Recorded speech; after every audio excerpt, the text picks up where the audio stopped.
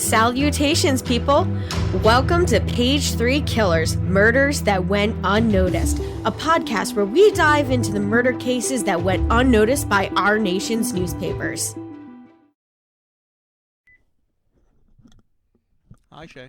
Hi, John. Hello, everyone. Hi, guys. Welcome back. Welcome to Page 3 Killers, Murders That Went Unnoticed, Episode 28, Season 2. Yes, and this week we have a pretty interesting one. We're going to be talking about the murder of Georgette Bauerdorf. This is an unsolved murder out of 1944 in West Hollywood. So this would have been like, World War II-ish. Yes, so this would have been during World War II. Let me guess what the news is going to be about. Go ahead, guess. World War II. Well, we can roll into that, and you will find out once we thank our patrons on Patreon. So, a huge shout out to Chelsea Hargrett and Stacey Fragale. Thank you guys so much for donating on Patreon. We appreciate your support. If you guys out there want to support the podcast, you can hit us up on Patreon, or you can like, share, and subscribe, which is free. So, yeah, sure. The major news is World War II, but I didn't include it in this. I'm pretty sure I didn't. Yep, nope. Haha. So casually, the largest loss of human life in the history of the world does not make the list of things that overshadowed this murder. It did, but the last couple episodes we talked World War stuff, pre-World War stuff. So I didn't want to put it in here that, hey, every little thing that happened during the war. So, yes, that was the major thing going on that was eating up the newspapers. The next thing on there would have been August 12th, which was a major fire at the Luna Park, Coney Island, New York. And that's it. What is, isn't Coney Island, its own thing? Yeah. So what's Luna Park? Don't know. Yeah, no. I'll look it up. Anyway, we also had the Fort Lawton riots 2 days later. Don't know what Fort Lawton is either. All right. So, okay, Luna Park was the amusement park, the largest amusement park. Okay, so it was part of Coney Island. Yeah. Got it. And then the Fort Lawton riot. It seems like we should have had this done before we started recording. But nonetheless, here we are. It was a violent conflict between U.S. soldiers and Italian prisoners at Fort Lawton. Oh, wait, didn't we talk about this before or something? How wasn't one of our cases they thought it might have been the Italian guys? Yeah, yes. It was because they were holding Italian prisoners, and then it was a no, that was over in England. Yeah. It was. Never mind. Apparently, there was a lot of Italian soldiers being held up everywhere. Yeah. And it was in Seattle, Washington. All right. So the next thing on our list would be the Cornwall Massena earthquake. Right? Sure. And that affected the northern New York town of Messina. Messina. There we go. At the Canadian-U.S. border, with a maximum. So it was a 5.8 magnitude earthquake, and it caused $2 million in damage. No deaths though. So. It's actually pretty impressive. Yeah, it is. And Ontario did suffer some damage. I do not know if there was any death toll there. I'm assuming that there wasn't, because there wasn't unnoted. Now, on November 7th, we have U.S. President-elect Franklin D. Roosevelt wins re-election over Republican challenger Thomas E. Dewey, becoming the only U.S. president elected for a fourth term. He was already the only president serving a third term. I know. I Actually, don't think we get reelected so many times. I don't know. Because we're in the middle of the Depression. Oh, yeah. And they didn't want to... I guess the prevailing thought at the time was that he needed time to implement his plans. He didn't have any, did he? No, his plans were horrendous. Yeah. So... He probably caused the death and suffering of millions of human beings and is praised for it. Yeah. But we won't we won't get started on that. Yeah. So we're going to talk about the next thing is our seedy side. And I only have two stories. The first one is one that I have listened to a few things about, which would be the Mad Gasser of Mattoon, Illinois. Do you know Why aren't we talking about this guy? This guy has a great name. Mad Gasser? Yeah. Was he farting in people's faces or something? No. Okay. So let me just read this to you. Okay. So he was also called simply the Mad Gasser, and that was the name given to a person or people believed to be responsible for a series of apparent gas attacks that occurred in Mattoon, Illinois, during the mid-1940s. More than 24 separate cases of gassings were reported to police over the span of 2 weeks, in addition to many more reported sightings of the suspected assailant. Now, basically, the gasser supposed victims reported smelling strange odors in their homes, which were soon followed by symptoms such as paralyzing. Their legs became paralyzed. They had coughing, nausea, vomiting. No one died or was seriously had any serious medical consequences from this. Now, the police remained skeptical of the accounts through the entire thing, with no physical evidence ever being found. And many reported gassings have simple explanations, such as spilled nail polish or odors emanating from animals or local factories. Now, victims made quick recoveries from their symptoms and suffered no long-term effects. So the newspapers, though, they ran an alarmist article about these attacks and treated all of the accounts as like fact.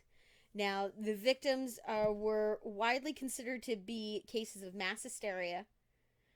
However, others maintained that the Mad Gasser actually existed and that the perceived attacks have another explanation, such as industrial pollution.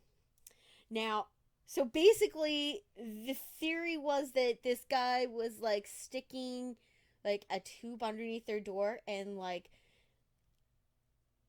pumping noxious fumes into the home. People would like get paralyzed and sick from it, and it happened a bunch of times, and then people became paranoid of it, and then it became like a mass hysteria. Maybe there was like a couple of people who may have had like noxious gas issues, and then it became everyone was just blowing everything out of proportion. I think it was yeah, I think maybe a gas leak or something like that. Like, I don't know. That seems strange, though. Yeah. I mean, well, you would think you'd. I mean, even in 1940s, you'd think you'd be able to do some type of analysis of what's going on. Yeah. I mean, the police did investigate, and they thought it was just like some random person got spotted walking down the road, and people assumed that it was like the Mad Gasser, and then like people were like, oh, like this guy was like on our street, and then people would start like actually having symptoms that because of it was mass hysteria kind of stuff. Yeah. So who knows if it was actually somebody or if it was nothing. I kind of want to read about this. There's got to be a book about it. There is. There's several. I'll get you the list. All right. So do you want to read the next one? A black mother, Recky Taylor, or Racy Taylor, is kidnapped and gang raped by 6 white men in Abbeville, Alabama. Failure to indict any of her assailants provokes nationwide protest and activism among African American communities. Yep. And that's our CD side for today. So now we're going to talk about Georgette Bauerdorf.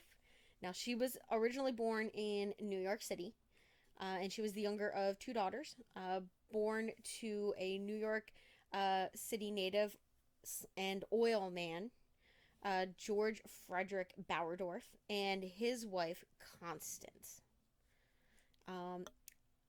Danhauser? Nice Irish names. Yeah. Really? Bauerdorf? No, they're obviously German. It's German. I was like, wait, what? Oh, now I get you being sarcastic. Yeah, I always make it. Usually I'll do it with Italian names because they're like obviously Italian. Yeah. And I'm like, oh yeah, good old Irish names. I don't know. Maybe the first name, Constance. I mean, Constance, I'm sure was pretty popular. Yeah. In several areas, like they were Americans, so they were New York City natives, so it wasn't like they were. Yeah. It's not like they were going to be named Hans. Yeah. Or like Ludwig. I mean, that was probably a very popular name. Georgette. Over in Europe. It's just George, but it sounds like Georgette. Okay. Now, she... Wilhelm. Friedrich. All right, babe, let's move on. I'm just naming all the German, like... Now, Georgette had an older sister who was also named Constance. She went by the nickname Connie, though. So Georgette attended the St. Agatha's School for Girls in New York City. After the death of her mother in 1935, the family moved to Los Angeles, where she attended the Marlborough School and the Westlake School for Girls. So she did go, these are like all Catholic girls' schools, okay? So Georgette aspired to be an actress in August of 1944. She moved to Hollywood. Now, she took an apartment at the El Placio Apartments, and I'm not going to give the address, but it is in West Hollywood. Now, she obtained a job working as a junior hostess at the Hollywood Canteen, where she danced with enlisted men. So, basically, being a hostess at this kind of place what entailed she would basically like serve drinks, take orders, and then she would also be there to act as a dance partner for any male that did not have a guest with him, like, you know. So these are like the people that they hire to go to clubs? Yeah. Mm-hmm. Yeah. So she was a hostess. Yeah. Now, early on the day of her murder, Georgette had went to lunch with her father's secretary, Mrs. Rose L. Gilbert. Now, the two women after that went shopping for a little bit. And Georgette cashed a check for $175 and purchased an airline ticket to El Paso, Texas for $90. Oh, man. That must have been like an airline ticket in 1940? Yeah. 1944? She is posh. Yeah. Now, she told friends that she was going there to rendezvous with her soldier boyfriend. Yeah. What did her boyfriend think about her dancing with all the enlisted men? I'm sure that's where he met her. I'm pretty sure that's where he met her. Just curious. So, yeah, I mean, dancing with them didn't mean anything. It was just you were entertaining them. And she I mean, that's probably what you felt said. that it was civic duty. Um, to entertain the enlisted guys that were going overseas, kind of thing. I don't know. Yeah, sure. Now, so she told her friends that she was, gonna go see her boyfriend who had just been sent to Texas for like a training thing or whatever. Now, on the night of the murder, Georgette left work at the canteen around 11:15 to 11:30 p.m. on October 11th, 1944. Now, her coworkers saw her leave the building and walk to her car and drive away. Now, though the exact time that Georgette arrived home is unknown, it is believed that she arrived home around midnight. Now, when she arrived home, she apparently had a dinner, which consisted of a can of green, like it was. I believe it was a can of green beans and some like cantaloupe, melon type thing. Because they would later find the can and the melon rind in her trash. So I'm pretty sure it was a can of green beans that she had for dinner. I mean, that's a really weird dinner. I was thinking the same thing. I'm like... I mean, it's nutritious. It's just fruits and vegetables. But yeah, and like at that late at night, are you really gonna like make a full meal? No. It's what was available. Yeah, exactly. So a janitor at the El Placio heard her walking around in heels, and he heard a small crash shortly after midnight. So he assumed that was her, that she was home and all. Now afterwards, it was reported that Georgette went dancing to a local club called the Palladium. Now, she left the Palladium around 2 a.m. and picked up a hitchhiking sergeant from the Army named Gordon Adlon. I believe... Adland? Adlon? Sure. Yeah, I believe that's how it was pronounced.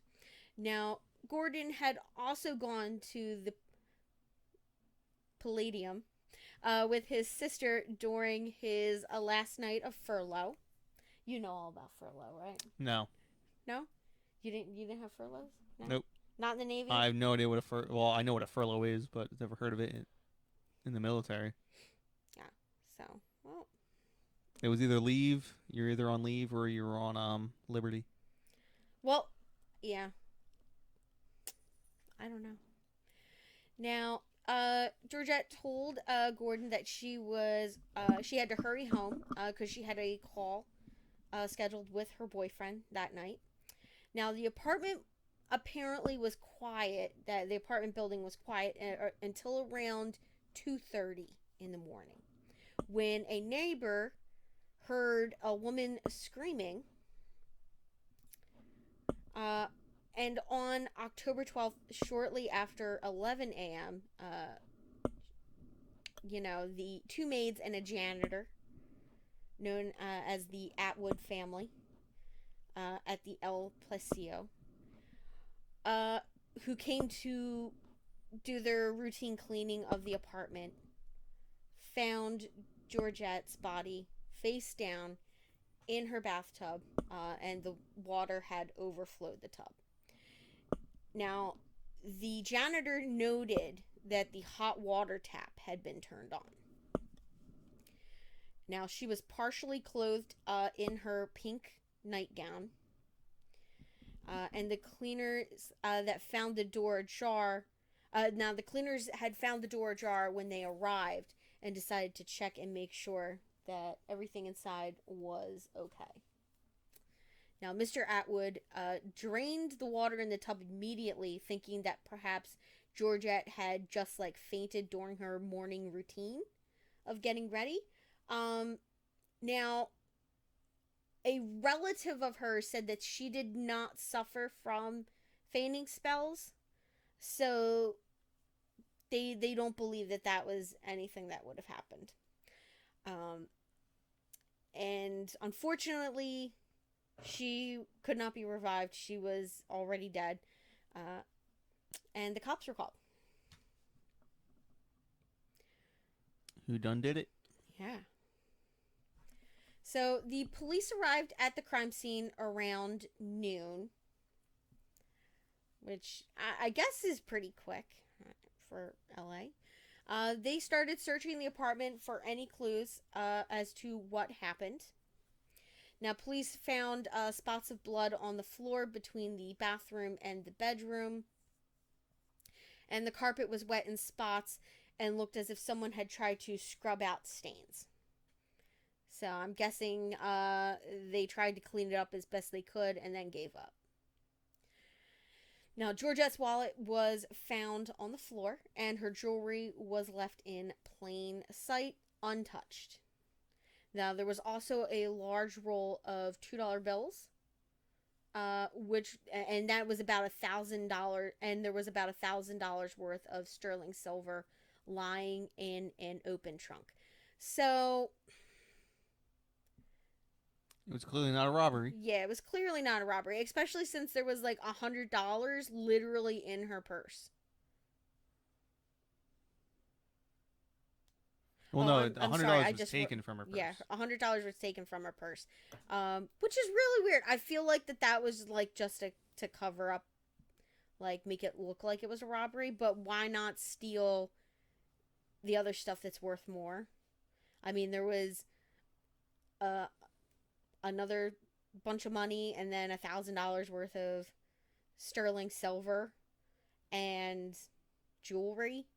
And I'm sure that this jewelry is not costume jewelry because of the type of family she came from. They were very affluent, had a lot of money. So I'm surprised that, they didn't take... I mean, it says thousands of dollars worth of sterling silver, so... Yeah. Now, an Oldsmobile 1936 coupe, right? Is that how? Sure. Yep. Unless you want to be fancy, then you can call it coupe. Yeah. Okay. Which was registered in her sister's name, was missing from the scene. The car was later found abandoned on East 25th Street, just off of San Pedro Street in Los Angeles, where it had run out of gas. Now, there was a dent to the fenders, to one of the fenders, I should say. And the mechanic said that the damage was recent and may have been the result of a collision with another car. So someone took it out joyriding. Yeah. Now, the investigators estimated her time of death to be between 2 a.m. and 3 a.m., which was 8 to 10 hours prior to their arrival on the scene. And that fits the time frame for when the neighbor heard the scream, which was like right in the middle of that 2 to 3 o'clock time frame. When examining her body, a 9x9 piece of bandage cloth was found in Georgette's throat, which was likely used to suppress her screaming during the attack. Now, from the state of her body, it had also appeared that Georgette had put up a great struggle, and that was posed by the Los Angeles County coroner. And that would be Frank R. Webb. And he also found quite a bit of bruises and scrapes. Now, it was also revealed that she had been sexually assaulted before her murder. The knuckles on Georgette's right hand were smashed and bruised. And there was a large bruise to the right side of her head and another on her abdomen. And they posed that both were the result of fists. Blows from a fist. Kick, punch, it's all in the mind. What is that from? Parappa the Rappa. Is that a video game? The greatest video game ever. It was Guitar Hero before there was Guitar Hero. Okay. PlayStation 1, I believe it was released with the system. Okay. Just look it up. Everyone, go play Parappa the Rappa. Go get an emulator, play it. All right. Great fun.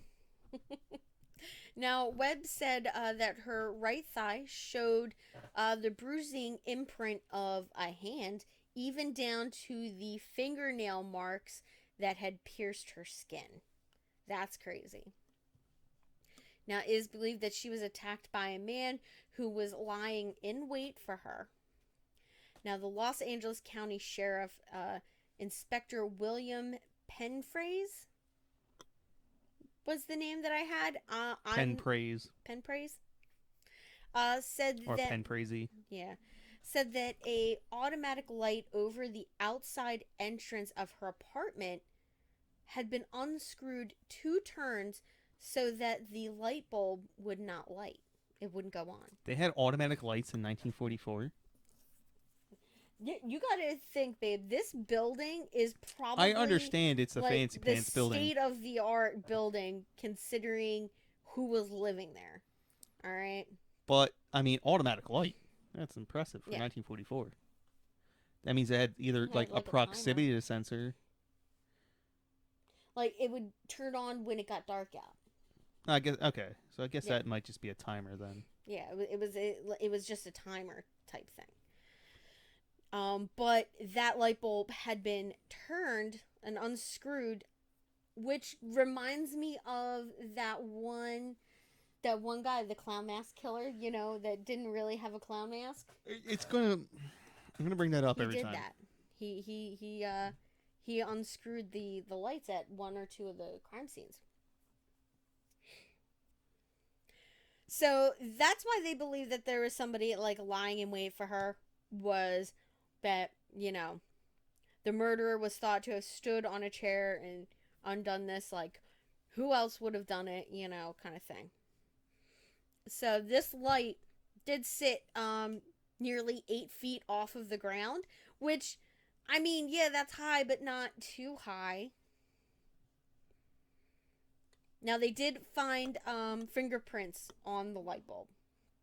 Now, it is believed that the light bulb had been unscrewed and possibly to obscure the murderer's identity as they came and went from the apartment, so making it hard for everyone to see.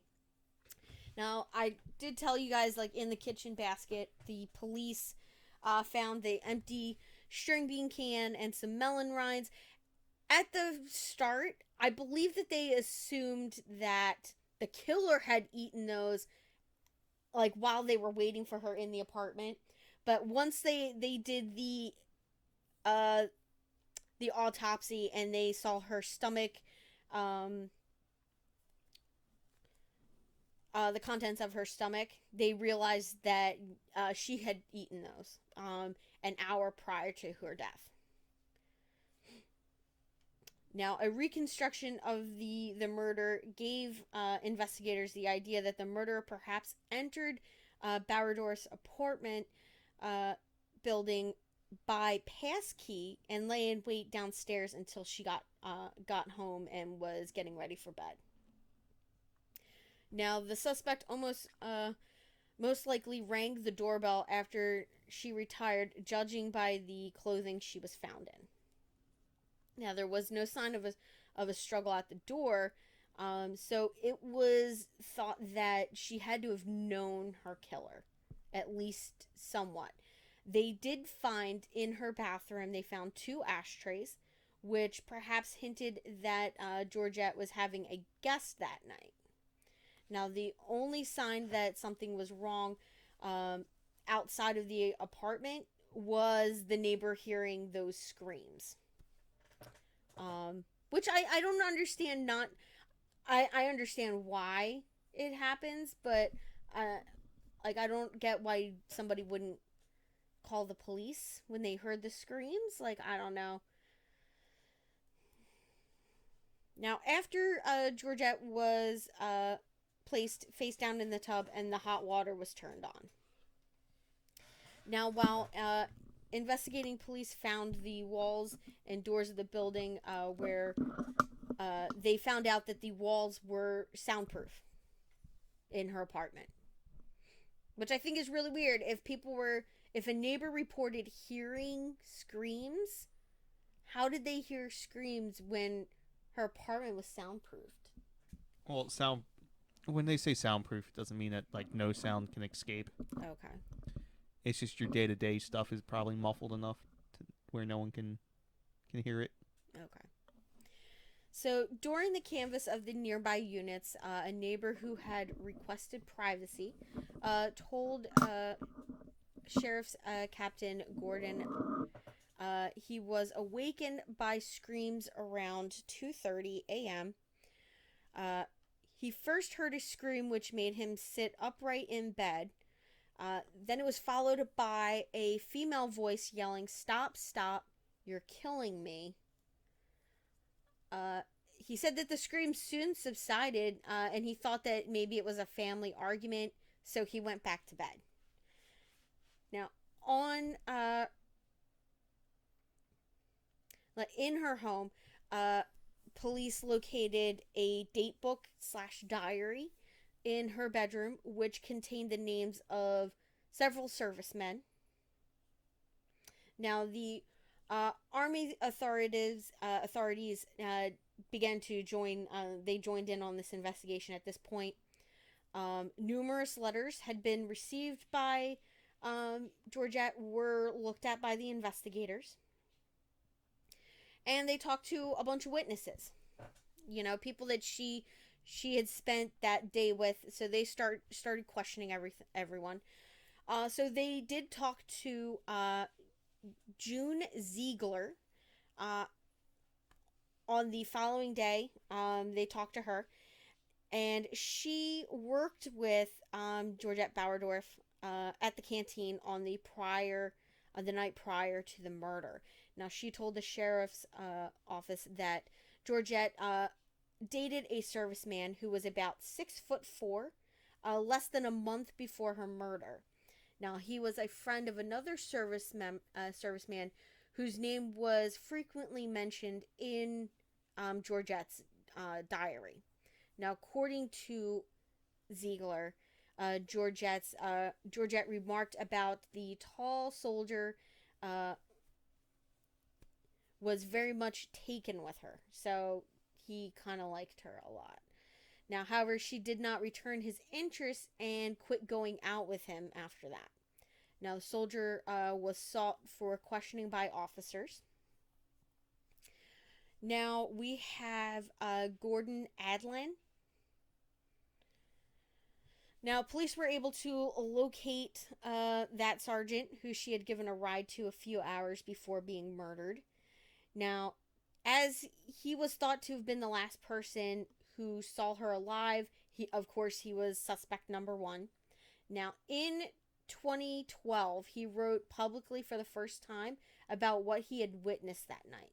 So while he was riding on the train on the way back to his base, he read in the newspaper about the murder, and he wrote a letter to the Los Angeles Police Department recounting the events.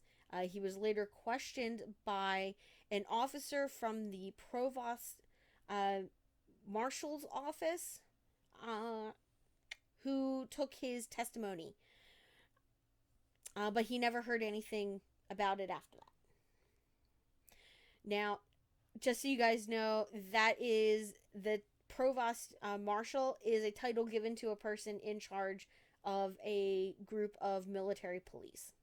So, sort of like second in command. I don't know. Whatever. Our next witness was Rose Gilbert.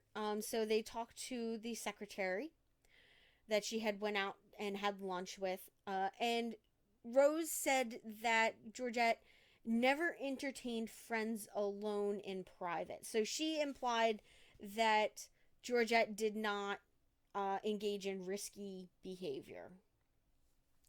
Now, she also revealed that Georgette occasionally asked men to stop in briefly, you know, and talk for like conversation and, that. However, she never asked them to remain.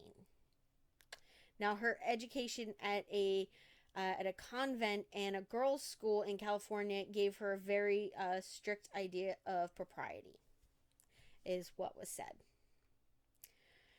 So next would be Fred Atwood, and he would be the janitor that arrived at her apartment. So at the coroner's inquest on October 20th, a jury of 9 men found that Georgette Bauerdorf's death was a homicide. Now, although investigation was proposed to apprehend her killer, a thorough investigation was proposed. Now, during the hearing, Fred Atwood, the janitor of the apartment building, provided new evidence for deputies that he didn't give them when he was first questioned. Now, he said that night he had heard women's heels clicking back and forth on the floor the night of the murder. Later, he was awakened around midnight on October 11th by a loud crash, which sounded like a tray being dropped on the floor. Now, he said he did not react to the noise because he recognized the sounds as coming from Georgette's apartment and said that there was no one with her, that he had only heard one set of footsteps. Now, Atwood also said that he had entered the apartment the next morning at 11:10, accompanied by his wife, where they found Georgette's body lying in the bathtub. So the two maids that accompanied him there, one was his wife, the other was his daughter, just so you guys know. Now, the two deputies confirmed his testimony that Georgette was alone before, she was murdered. Now, Atwood said that he was the one who discovered the nightlight bulb being unscrewed a couple of turns outside of her door. Now, he responded that he had never seen that happen before.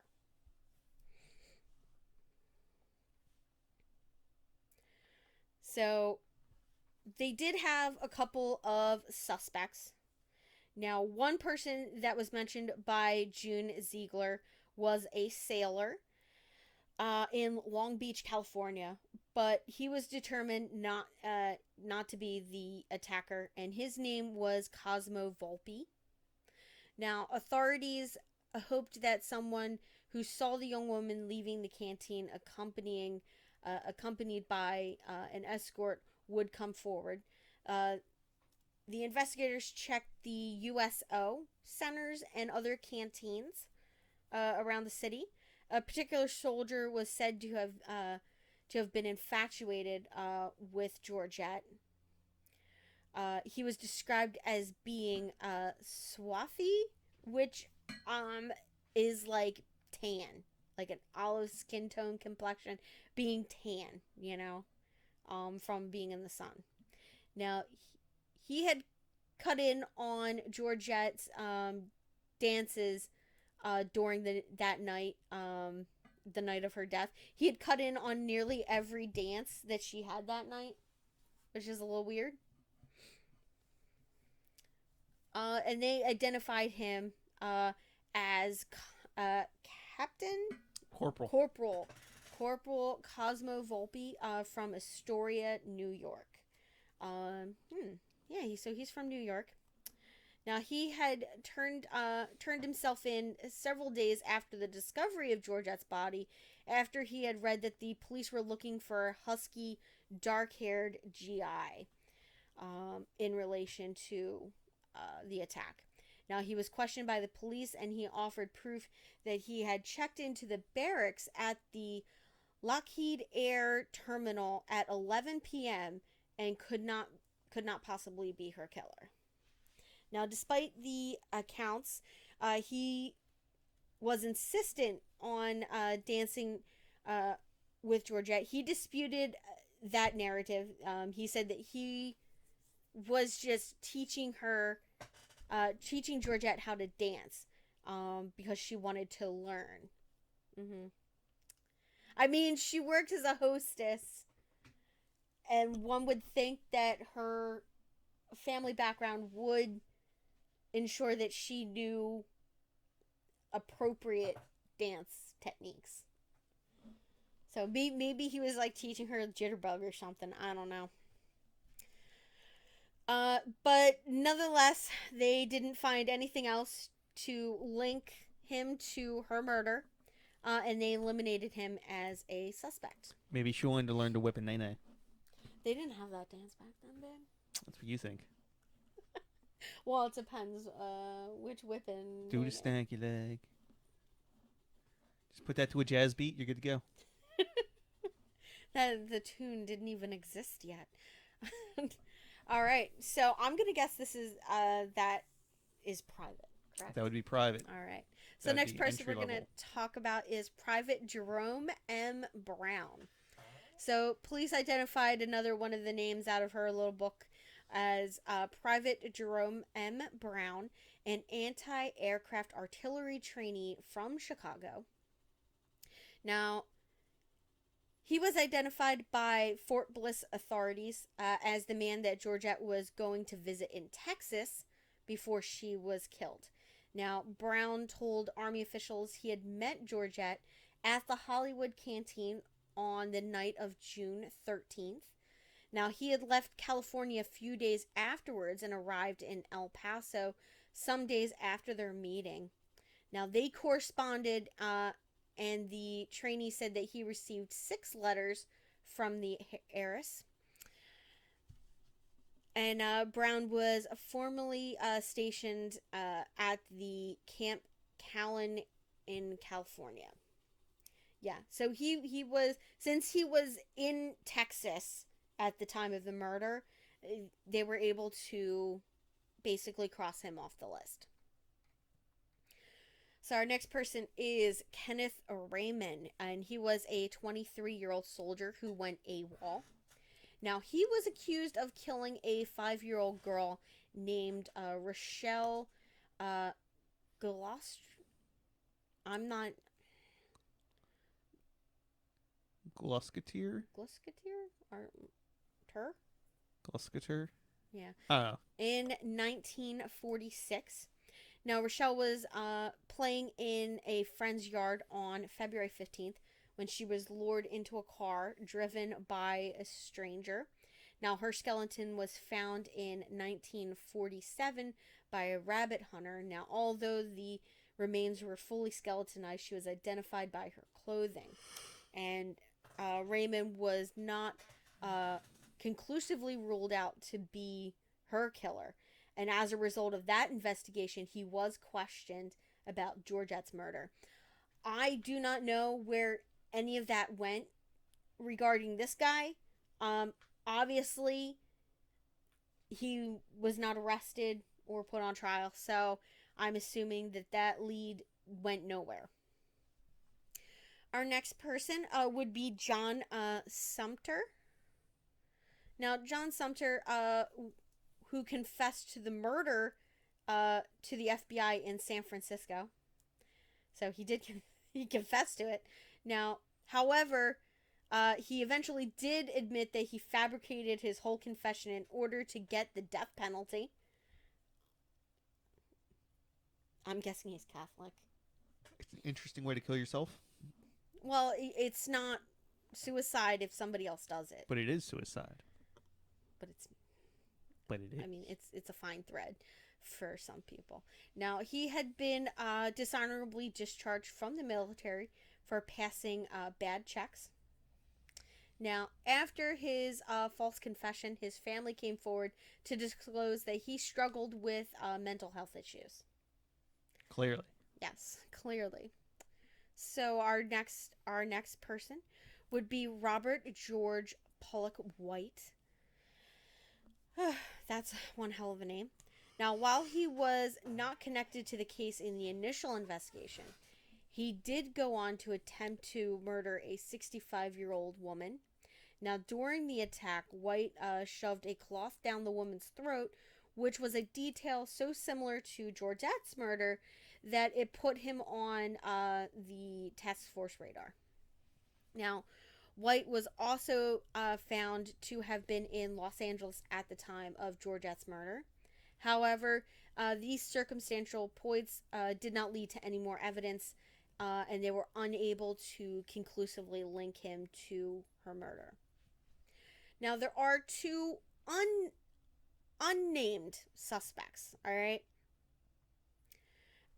Those suspects were never identified during the investigation and have not been identified, or that their identities have not been released at all. All right, so a little while after this, there is this mysterious letter that pops up that I've heard about, which was kind of interesting. Now, authors and investigators of the high-profile Black Dahlia murder case suggested a possible link between the murder of Georgette Bauerdorf and the murder of the Dahlia. They seem quite different. Yeah. I mean, Black Dahlia, she was dismembered. Georgette Bauerdorf was not. Their theory is that both might have been carried out by Dr. George Hodel, due to certain similarities in the case. There's also like quite a gap in time between the two. Yeah. Now, the first was that Georgette Bauerdorf was choked with a medical grade bandage that was shoved down her throat. So they were like, oh yeah, in both cases the media received notes supposedly from the killer, taunting the police and boasting of his skills. Now, however, while Hodel is considered the strongest suspect in the Black Dahlia murder, he has not been linked to the case of Georgette Bauerdorf. Now, in 1945, a high school student found a letter addressed to the LAPD. The letter's writer claimed the murder would be at the canteen on a certain date, claiming that they had seen action in Okinawa. Is Kitty over there? Yeah, you guys can probably see her in like the little corner. All right. Are you going to join us? She might join us. Who knows? Yeah, so apparently they found a letter. Really weird. The letter ended by saying the murder of Georgette Bauerdorf was divine retribution. Let the Los Angeles police arrest the murderer if they can. Unfortunately, nothing ever came of this letter. I'm pretty sure they wrote it off as a hoax, because it was found by a teenager. Yeah. Now, after Georgette's body was released by the coroner's office on October 15th, she was taken by train back to New York, where her funeral was held.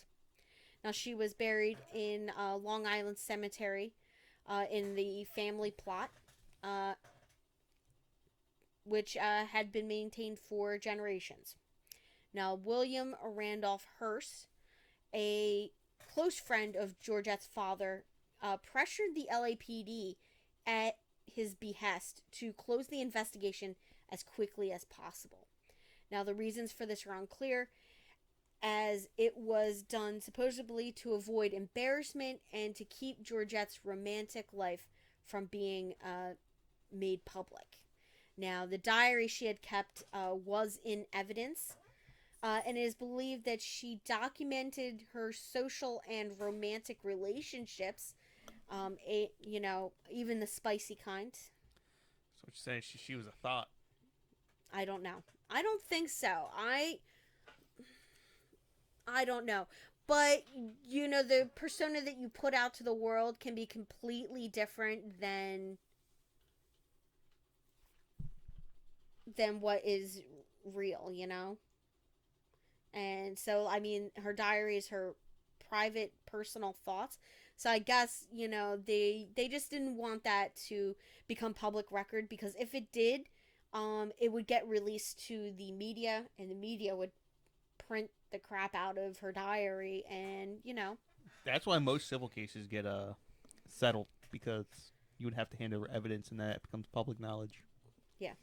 That's why a lot of companies will settle, so that their inner workings are never shown light on. So, I do have a note here that if you or anyone you know has information about who killed Georgette Bauerdorf on October 12th, 1944, you can contact the LA County Crime Stoppers, and I will put the phone number in our description. Yeah. So that is the murder of Georgette Bauerdorf. Me personally, I'm not exactly sure who I would focus on. I feel that, I don't know, maybe the janitor is a little suspicious. I mean, who checks the light above the door? I mean, it's daytime. Well, they didn't, probably because it wasn't on. Well, it's daytime, though, and the light wouldn't be on. It didn't say they discovered it right away. He just said that he discovered it. Could have been later that night, be like, oh, well, no, when the police were there is when they found out about it. That wasn't a new piece of information that he dropped at the inquest. No, I don't think he did it. You don't think he did it? I mean, I don't exactly have a ton of evidence, but who out of who we talked about, who do you think? I don't know. I think it was probably just a serviceman who was kind of infatuated with her. Yeah. Like, she got followed home. Yeah. Kind of thing. Like, it might not even be one of the guys that they talked to. Followed her home one night. Yeah. And then figured out where she lived, and then did some planning, and, whatever. I don't want to say a scorned lover, but someone who got rejected. I mean, there was a couple. I mean, she was a thought. I don't think she was a thought, babe. She was hoeing around. No, I don't think she was. I don't think so. Billy Hirsch doesn't just speak up for anyone, for any reason. That's all I'm saying. Yeah, I don't know. When I was doing the reading, I felt that the most suspicious person was the neighbor, and the neighbor happened to be Mr. Atwood, the janitor. So I thought it was a little weird, like, just how, he's like, oh, I heard screams, but I didn't call the cops then. Like, I thought it was just like a tiff, but you knew that she was home, that she didn't live with anybody, that there was nobody supposedly there. So you heard screams, but then you didn't hear the footsteps leaving the apartment. It's too suspicious to me. Well, what's his motivation?